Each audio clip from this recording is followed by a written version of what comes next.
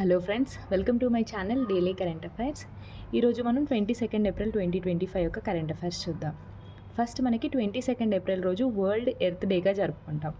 22 April world earth day అనమాట. 1970 నుంచి మనం ఇది జరుపుకుంటున్నాం. ఈసారి థీమ్ కనుక చూసుకున్నట్టయితే our power our planet, our power our planet అనమాట. నెక్స్ట్ మనకి సెంట్రల్ గవర్నమెంట్ కొన్ని న్యూ అపాయింట్మెంట్స్ చేసింది. చాలామంది ఉన్నారు, కాకపోతే నేను కొంతమంది మాత్రమే రాసుకున్నానండి. ఫస్ట్ చూద్దాం. రెవెన్యూ సెక్రటరీగా మనకి అరవింద్ శ్రీవాస్తవ గారిని అపాయింట్ చేశారు. నెక్స్ట్ మనకి డిపార్ట్మెంట్ ఆఫ్ ఎక్స్పెండిచర్ సెక్రటరీగా వొలమన్ గారు అపాయింట్ అయ్యారు. నెక్స్ట్ మనకి డిపార్ట్మెంట్ ఆఫ్ ఎకనామిక్ అఫైర్స్ సెక్రటరీగా అనురాధ ఠాకూర్ గారిని అపాయింట్ చేశారు.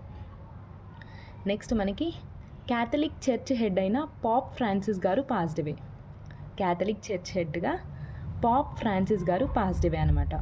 సో మనకి క్యాథలిక్ చర్చ్లో ఏంటి అంటే పాప్, సో టాప్ హెడ్ పేరు పాప్ కింద కార్డినల్స్ అని ఉంటారన్నమాట. సో మన ఇండియా నుంచి ఒక 4 కార్డినల్స్ వెళ్ళారు నెక్స్ట్ పాప్ని ఎలెక్ట్ చేసుకోవడానికి. సో పాప్ ఫ్రాన్సిస్ గారు మరణించిన తర్వాత ఇండియా నుంచి ఒక 4 కార్డినల్స్ వెళ్ళారు నెక్స్ట్ పాప్ని ఎలెక్ట్ చేయడానికి. సో పాప్ టాప్ హెడ్ అనమాట, దాని తర్వాత కార్డినల్స్ ఉంటారు. సో ఇట్లా చర్చ్ అనేది రన్ అవుతుంది. సో పాప్ ఫ్రాన్సిస్ గారు Catholic church head passed away, చాలా ఇంపార్టెంట్. నెక్స్ట్ మనకి ప్రభాష్ అండ్ పావక్ అనే 2 చీతాలని గాంధీ సాగర్ వైల్డ్ లైఫ్ శాంచురీకి ట్రాన్స్ఫర్ చేశారు. సో మనం నిన్ననే చూసాం కదా, కూనో వైల్డ్ లైఫ్ శాంచురీ నుంచి కొన్ని చీతాస్ని గాంధీ సాగర్కి తరలించాలి అని చెప్పేసి నిర్ణయించారు కదా, అది ఈరోజు జరిగింది. సో మధ్యప్రదేశ్ సీఎం ఈ 2 చీతాలని గాంధీ సాగర్ వైల్డ్ లైఫ్ శాంచురీలో వదిలేశారనమాట. Next BJP to carry nation wide works awareness campaign. BJP government దేశం మొత్తం వర్క్స్ అవేర్నెస్ క్యాంపెయిన్ని నిర్వహిస్తుంది. సో దాని పేరు ఏంటి అంటే వర్క్ సుధార్ జన్ జాగరణ్ అభియాన్ అనేది works awareness campaign BJP government నిర్వహిస్తుంది. సో దీని ద్వారా ప్రజలకి వర్క్స్ అంటే ఏంటి దాని గురించి అవగాహన కల్పిస్తారనమాట. నెక్స్ట్ ఒక బుక్ వార్తల్లో ఉంది, the human rights defender Thanthai Periyar. ఈ బుక్ని ఎవరు రాశారు అంటే దురై గారు రాశారనమాట. Next ISRO achieves second satellite docking under SpaDeX mission. So మనం ఆల్రెడీ ఫస్ట్ శాటిలైట్ని ఇస్రో డాకింగ్ చేసింది, అన్డాకింగ్ చేసింది, అది సక్సెస్ఫుల్ అయింది. ఇప్పుడు సెకండ్ శాటిలైట్ని కూడా డాకింగ్ అనేది కంప్లీట్ చేసుకుంది. సో మనకి ఈ డాకింగ్ అన్డాకింగ్ కోసం మనము PSLV C60ని December 30, 2024 రోజు స్పేస్లోకి పంపాము. దాని పేరే స్పేడెక్స్ మిషన్. సో January 16 రోజు డాకింగ్ చేశారు, దాని తర్వాత నెక్స్ట్ మంత్ అన్డాకింగ్ కూడా చేశారు, సక్సెస్ఫుల్ అయింది ఫస్ట్ శాటిలైట్. ఇప్పుడు సెకండ్ శాటిలైట్ డాకింగ్ అనేది సక్సెస్ఫుల్గా ఇస్రో కంప్లీట్ చేసింది. సో చాలా ఇంపార్టెంట్ PSLV C60. నెక్స్ట్ మనకి ఒక సెమీ కండక్టర్ చిప్ అనమాట, ఆమ్స్ట్రాంగ్ స్కేల్ చిప్ ఒక సెమీ కండక్టర్ చిప్. దీన్ని IISc బెంగళూరు మేము డెవలప్ చేస్తాము అని చెప్పేసి గవర్నమెంట్కి ప్రపోజల్ పెట్టుకుంది. సో మేము ఒక సెమీ కండక్టర్ని డెవలప్ చేస్తాము, దాని పేరే ఆమ్స్ట్రాంగ్ స్కేల్ చిప్. మాకు ఒక 500 crores దీనికి పడుతుంది, 5 yearsలో ఈ చిప్ని మేము డెవలప్ చేస్తాము అని చెప్పేసి IISc బెంగళూరు గవర్నమెంట్కి ఒక ప్రపోజల్ని పెట్టుకుంది. సో దీని ద్వారా ఏమవుతుంది అంటే ఇండియా సెమీ కండక్టర్ తయారీలో సో టాప్గా ఉండడానికి వీలుంటుంది అని చెప్పేసి దీని యొక్క మెయిన్ ఎయిమ్ అనమాట. సో చాలా important, Armstrong scale chip IISc Bengaluru. Next India's first hydrogen train Jind Sonipat హర్యానాలో స్టార్ట్ చేయబోతున్నారు. నెక్స్ట్ జూలైలో దీన్ని ప్రారంభించబోతున్నారు. సో ఇది కొత్త టాపిక్ ఏం కాదు, కాకపోతే ఇప్పుడు స్టార్ట్ అవుతుంది కాబట్టి మళ్ళీ వార్తల్లో ఉంది. సో మనం లాస్ట్ ఇయర్ ఇది చూసాం.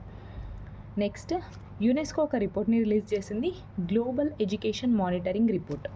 UNESCO released global education monitoring report ఏం చెప్తుంది అంటే వరల్డ్లోని 60% కంట్రీస్ మాత్రమే ఫుడ్ డిస్ట్రిబ్యూషన్ అంటే మిడ్ డే మీల్ స్కీమ్స్ ఏవైతే ఉంటాయో సో వాటిని పర్యవేక్షిస్తుంది. 60% కంట్రీస్ మాత్రమే ఫుడ్ ఏ విధంగా అందిస్తున్నాయి స్కూల్స్లో అనేది పర్యవేక్షిస్తున్నాయి అని చెప్పింది అనమాట. నెక్స్ట్ తెలంగాణకి సంబంధించిన ఒక 4 అంశాలు ఉన్నాయి, చూద్దాం. So Telangana government started Telangana zone at Osaka expo Japan. So జపాన్లోని ఒసాకా ఎక్స్పోలో తెలంగాణ జోన్ని తెలంగాణ గవర్నమెంట్ స్టార్ట్ చేసింది అనమాట. దాంతోపాటు తెలంగాణ ప్రతినిధుల బృందం సో జపాన్కి వెళ్ళారు కదా, సో విజిట్కి అక్కడ మురాసకి రివర్ని విజిట్ చేశారనమాట. ఇదేంటి అంటే మన మూసీ నది లాగానే టోటల్గా కంప్లీట్గా డ్యామేజ్ అయిన నదిని పునరుద్ధరించారనమాట. సో ఎలా చేశారు అనేది చూడ్డానికి మురాసికి రివర్ని విజిట్ చేశారు. సో ఇదైతే చాలా ఇంపార్టెంట్. తెలంగాణ జోన్ని తెలంగాణ గవర్నమెంట్ రీసెంట్గా ఎక్కడ స్టార్ట్ చేసింది అని ఎగ్జామ్లో రావచ్చు. ఒసాకా ఎక్స్పో జపాన్లో స్టార్ట్ చేసింది. Next Nirmal police. So Nirmal police department వాళ్ళు ఉమెన్స్ కమాండ్ యూనిట్ని స్టార్ట్ చేశారు. దాని పేరే శివాంగి. శివాంగి అనేది ఏంటి అంటే women's command unit Nirmal police వాళ్ళు లాంచ్ చేశారు. ఇది 16 మెంబర్స్ గ్రూప్ అనమాట. ఇందులో 16 మెంబర్స్ ఉమెన్స్ ఉంటారు. ఏవైనా అన్నెసరీ సిచ్యువేషన్స్లో వీళ్ళు యూజ్ అవుతారు అని చెప్పేసి ఈ యూనిట్ని స్టార్ట్ చేశారు. నెక్స్ట్ మనకి 24th ఏప్రిల్ రోజు మనకి పంచాయత్ డేగా జరుపుకుంటాం కదా, సో దాన్ని పురస్కరించుకొని అవార్డ్స్ అనేవి వచ్చాయి. అందులో మనం మాల్, సో మనకి ఐబీపీ దగ్గర ఉంటుంది కదా మాల్, సో దానికి ఆత్మనిర్భర్ స్పెషల్ అవార్డ్ అనేది వచ్చింది అనమాట. ఆత్మనిర్భర్ స్పెషల్ అవార్డు దేనికి వచ్చింది? మాల్. సో ఐబీపీ దగ్గర ఉంటుంది, రంగారెడ్డి డిస్టిక్, యాచారం మండలం. నెక్స్ట్ మనకి తెలంగాణకి సంబంధించిన ఆదిలాబాద్ డిస్టిక్ కలెక్టర్ రాజన్ షార్ గారికి ప్రజాస్వామ్య పరిపాలన ఉత్తమ పురస్కారం అనేది లభించింది. ఎందుకు అంటే మనకి ఆస్పిరేషనల్ డిస్ట్రిక్ట్స్ ప్రోగ్రామ్ ఉంటుంది కదా, సో బ్లాక్స్ని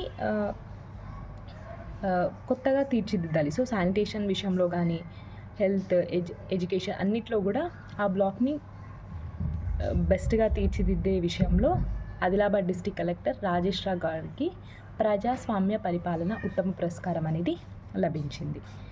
నెక్స్ట్ మనకి సిఆర్పిఎఫ్ డిఎస్పి. సో మనకి సిఆర్పిఎఫ్కి డిఎస్పిగా పనిచేసిన కేకేవి రెడ్డి గారు. సో కేకేవి రెడ్డి గారికి ప్రెసిడెంట్ పోలీస్ మెడల్ అనేది లభించింది ఇన్ డిస్టింగ్విష్డ్ సర్వీసెస్ కేటగిరీలో. So president police medal Amit Shah గారు ప్రజెంట్ చేశారు కేకేవి రెడ్డి గారికి. నెక్స్ట్ కోహ్లీ. సో విరాట్ కోహ్లీ గారి ఒక రికార్డ్ అనమాట. సో డేవిడ్ వార్నర్ రికార్డ్ని బ్రేక్ చేసి విరాట్ కోహ్లీ రికార్డ్ అనమాట. ఐపీఎల్లో 67 ఆఫ్ సెంచరీస్ చేసిన ప్లేయర్గా, సో 67 ఆఫ్ సెంచరీస్ చేసిన ప్లేయర్గా విరాట్ కోహ్లీ గారు రికార్డ్ని సృష్టించారు. నెక్స్ట్ మనకి Karnataka becomes first state in country to complete village level antiquities survey అనమాట. Karnataka becomes first state to complete village level antiquities survey అనమాట. సో యాంటిక్విస్, సో మనకి పురాతన వస్తువులు కానీ ఏవైతే చరిత్రకి సంబంధించిన అంశాలు ఏవైతే ఉన్నాయో వాటిని వెలికి తీసే ప్రయత్నమే విలేజ్ లెవెల్ యాంటిక్విస్ సర్వే అనమాట. సో జియో ట్యాగింగ్ ఇస్తుంది. సో వాటిని గుర్తించి జియో ట్యాగింగ్ ఇవ్వడం వల్ల మన రాబోయే జనరేషన్స్కి వీటి గురించి తెలుస్తుంది అని చెప్పేసి ఒక యూస్ఫుల్ థింగ్ అనమాట. So village level antiquities survey Karnataka government నిర్వహించింది. నెక్స్ట్ మనకి ఉత్తరాఖండ్ గవర్నమెంట్ ఆదర్శ సంస్కృత గ్రామ కార్యక్రమాన్ని స్టార్ట్ చేసింది. దీని ద్వారా ఏంటి అంటే సంస్కృతం, సో మన పురాతన లాంగ్వేజ్ అయిన సాంస్క్రిట్కి ఎక్కువ ఇంపార్టెన్స్ ఇవ్వడం దీని యొక్క ఉద్దేశం అనమాట. ఆదర్శ సంస్కృత గ్రామ కార్యక్రమం ఉత్తరాఖండ్ గవర్నమెంట్ స్టార్ట్ చేసింది. Next wild life institute of India. Wild life institute of India ఏం చెప్తుంది అంటే గంగా నదిలో ఉన్న ప్లాస్టిక్ లేదా వలలు, చెత్త ఏదైతే ఉంటుందో దాన్ని తిరిగి తెచ్చిస్తే క్యాష్ ప్రైజ్ ఇస్తాము అని చెప్పేసి wildlife institute of India headquarter డెహ్రాడూన్గా ఉన్న సంస్థ చెప్పింది అనమాట. సో గంగా రివర్ని క్లీన్ చేయడానికి ఒక ఇనిషియేటివ్ అనమాట. నెక్స్ట్ ఒక ఎక్సర్సైజ్ వార్తల్లో ఉంది, ఇందులో ఇండియా పార్టిసిపేట్ చేయదు, కాకపోతే మల్టీ నేషన్స్ ఎక్సర్సైజ్ అనమాట. ఎక్సర్సైజ్ బలికతన్ అనేది ఫిలిప్పైన్స్ నిర్వహిస్తుంది. బహుళ దేశాలు ఇందులో పార్టిసిపేట్ చేస్తాయి. నేవీకి సంబంధించింది. ఇది ఏప్రిల్ 21 నుంచి మే 9 వరకు ఫిలిప్పైన్స్లో జరుగుతుంది. సో మేజర్ కంట్రీస్ అయిన యూఎస్ఏ ఇవన్నీ కూడా ఇందులో పార్టిసిపేట్ చేస్తాయి. నెక్స్ట్ ఒక యాక్టివ్ వాల్కనో బద్దలవుతూ వార్తల్లో ఉంది, మౌంట్ ఎట్నా ఇటలీలో ఉన్న ఒక అగ్నిపర్వతం. మౌంట్ ఎట్నా ఇటలీలో సిసిలీలో ఇది ఉంటుంది. సో ఇదొక యాక్టివ్ వాల్కనో. నెక్స్ట్ మనకి Aral sea. So Aral sea అనేది ఎన్విరాన్మెంటల్ ఇష్యూస్ని ఫేస్ చేస్తూ వార్తల్లో ఉంది. అరల్ సీ అనేది ఉజ్బెకిస్తాన్. సో అరల్ సీ ఎక్కడ ఉంది అంటే మనకి ఉజ్బెకిస్తాన్లో ఉన్న సీ అనమాట. ఎన్విరాన్మెంటల్ ఇష్యూస్ని ఫేస్ చేస్తూ వార్తల్లో ఉంది. నెక్స్ట్ మనకి మోడీ గారు ఈరోజు ఇంకా రేపు సౌదీ అరేబియా వెళ్ళనున్నారు. అక్కడ క్రౌన్ ప్రిన్స్ అయిన మొహమ్మద్ బిన్ సల్మాన్ గారిని మీట్ అవుతారు. ఇంకా కొన్ని ఒప్పందాలు కూడా చేసుకోబోతారు. అవి అయ్యాక చూద్దాం. So Modi going to visit Saudi Arabia 22nd and 23rd. Next మనకి తమిళనాడు గవర్నమెంట్ విలుపురం ఫారెస్ట్ ఏరియాలో, so Tamil Nadu government Villupuram forest ఏరియాలో గ్రిజిల్డ్ గైంట్ స్క్వేరల్ సర్వేని నిర్వహిస్తుంది. సో వాటి పాపులేషన్ ఎంత ఉంది అని చెప్పేసి తెలుసుకోవడానికి విలుపురం ఫారెస్ట్ ఏరియాలో గ్రిజిల్డ్ గెయింట్ స్క్వేరల్ సర్వేని నిర్వహిస్తుంది. సో ఉడతల సర్వే అనమాట. సో IUCN స్టేటస్ కనుక చూసుకున్నట్టయితే ఉడతలది సైంటిఫిక్ నేమ్ కనుక చూసుకున్నట్టయితే రటుఫా మ్యాక్రువా అనేది స్క్వెరల్ యొక్క సైంటిఫిక్ నేమ్, ఉడత యొక్క సైంటిఫిక్ నేమ్ రటుఫా మ్యాక్రోరా. సో దీని యొక్క సర్వే అనేది, సో వాటి యొక్క పాపులేషన్ తెలుసుకోవడానికి విలుపురం ఫారెస్ట్ ఏరియాలో తమిళనాడు గవర్నమెంట్ సర్వేని నిర్వహిస్తుంది. నెక్స్ట్ కార్బన్ రోబోటిక్స్ అనే USAకి చెందిన సంస్థ ఒక లేజర్ లీడర్ అనే మిషన్ని డెవలప్ చేసింది. సో దీని ద్వారా ఏంటి అంటే, సో మనకి చేలల్లో కలుపు మొక్కలు ఉంటాయి కదా, సో మనకి గడ్డి ఉంటుంది కదా, సో దాన్ని తీసేయడానికి ఈ లేజర్ లీడర్ అనేది మిషన్ని డెవలప్ చేసింది. సో ఎవరు? కార్బన్ రోబోటిక్స్ అనే USA సంస్థ. నెక్స్ట్ మనకి ఓలో అనే న్యూ కలర్ అనమాట. సో ఇది మనకి కంటికి కూడా కనిపించని ఒక కలర్ని యూనివర్సిటీ ఆఫ్ కాలిఫోర్నియా సైంటిస్టులు దీన్ని కనుగొన్నారు. సో ఓలో అనే న్యూ కలర్, ఓలో అనే new colour university of California సైంటిస్టులు దీన్ని డిస్కవర్ చేశారు. ఇది కంటికి కూడా కనిపించదు. సో మనం ఇది చూసాం, వార్తల్లో ఉంది. సో మనకి పహల్గామ్లో టెర్రర్ అటాక్ అనేది జరిగింది. చాలామంది సివిలియన్స్ చనిపోయారు. అప్రాక్సిమేట్లీ ఒక 28 మెంబర్స్ వరకు చనిపోయారు. జమ్మూ కాశ్మీర్ పహల్గమ్ని మనం ఏంటి అంటే mini Switzerland. So Jammu Kashmir అంటేనే మనకి టూరిస్ట్ ప్లేస్, ఎంతోమంది వెళ్తుంటారు. కాకపోతే టెర్రర్ అటాక్ అనేది జరిగింది. సో దీనికి TRF, so the resistance front అనే ఒక తీవ్రవాద సంస్థ దీన్ని మేమే చేసాము అని చెప్పేసి ఒప్పుకుంది అనమాట. సో ద రెసిస్టెంట్ ఫ్రంట్ అనే తీవ్రవాద సంస్థ, సో ఉపా కింద ఇది రిజిస్టర్ అయ్యి ఉంది. సో అన్లాఫుల్ ప్రివెన్షన్ యాక్ట్ ఉంటుంది కదా, సో దాంట్లో ఉన్న సంస్థని TRF, ద రెసిస్టెన్స్ ఫ్రంట్, మేమే దీన్ని చేసాము అని చెప్పేసి వాళ్ళు ఒప్పుకున్నారనమాట. So terror attack in Pahalgam, Jammu Kashmir. So the mini Switzerland అని కూడా దీన్ని అంటారు. నెక్స్ట్ మనకి మినిస్ట్రీ ఆఫ్ ఎన్విరాన్మెంట్ వాళ్ళు సెట్ GEI టార్గెట్ రూల్స్ అనమాట. So greenhouse gas emission intensity.